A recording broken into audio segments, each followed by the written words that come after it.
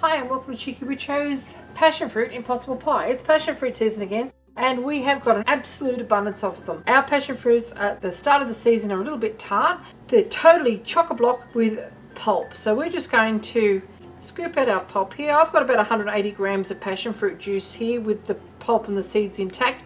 If you don't have that much passion fruit, of course use less, and you might have to adjust the seasoning so it's not too sweet. This is idiot proof. There is no rolling or anything like that. This will actually separate into sort of like a pastry based custard passion fruit top. We're going to cook it in a 9-inch or 23 centimeter pie plate that has been generously greased. Pop it onto a baking tray before we put it into the oven. It'll be a lot easier to manage that way, and if it gets out, it's not going to be all over your oven. Okay, now what we've got here is desiccated coconut, 4 whole eggs, room temperature milk, caster sugar, plain flour or all-purpose flour, and some melted butter with, of course, our passion fruit pulp. Now, I've showed you how to remove passion fruit seeds from passion fruit pulp in the past. We're not going to do it this time because we want it to look like it is actually a passion fruit tart. Now, this is a 1 bowl recipe. I'm going to smash up our passion fruit pulp because you can see it's really quite blobby as I removed it.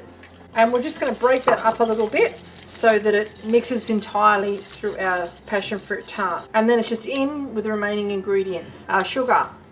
Don't worry about the lumps, they'll get sorted. Our eggs. No particular order. You don't have to whip these first. Our coconut, flour, milk, and our melted butter. Now that's not hot, it's actually room temperature now. I use salted butter. You could use unsalted if you like, it doesn't really matter. Now we just have to mix this all up until it's well combined. Pour it into our pre-prepared pie plate and then bake it at 170 degrees, about 45 to 55 minutes until it is quite set. It'll brown around the edges, it'll actually puff up around the edges a little bit, and then we're going to let it cool off in the pie plate and then refrigerate it before we try and cut it, because you need to serve this cold. Okay, that's it. Now we're just going to pour this into our pan. If we have too much mixture for our pan, don't worry, just pour it into another little container and cook it for a lesser time. It doesn't splop. That's a perfect quantity for that pie plate. Scrape him all out. Our oven has come to temperature. Don't have to sprinkle anything on the top. We're going to dust it with some icing sugar when it comes out of the oven. Into the oven we go.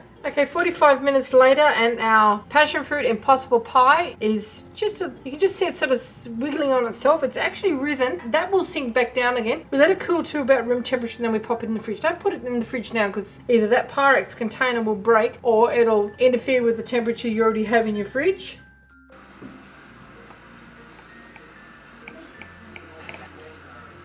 Okay, we'll just slice this. I will show you. The first slice is always the hardest to get out. But look at that. It's creamy and cakey and eggy and passion fruity. We're just going to dust it with a little icing sugar and serve it with some fresh passion fruit just draped over the top. And there you have it, Cheekyricho's Passionfruit Impossible Pie.